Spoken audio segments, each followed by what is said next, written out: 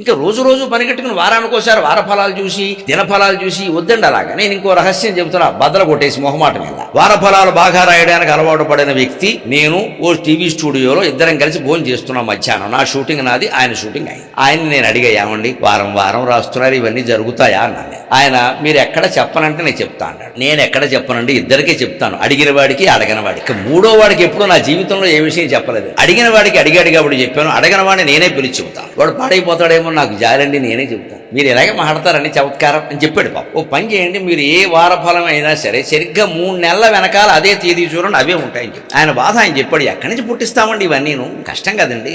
ఇవి మన జీవితాన్ని నడిపిస్తాయండి. వీటి గురించి అంత తాపత్రయపడాలా, అంత అవసరమా? ఏడాదికోసారి చూసుకుంటే సరిపోలా? నిరంతరమైన మనస్సులో ఒక్క నామాన్ని జపిస్తూ ఉంటే అన్నీ ఆవిడ చూసుకోదండి. ఇన్ని రకాల సింగిల్ విండో అండి అమ్మవారంటే, సింగిల్ విండో, ఏక గవాక్ష విధానం, ఇన్ని రకాలు ఉండవండి. ఇంకా దానికి మనం మనస్సుని సిద్ధం చేసుకోవాలి.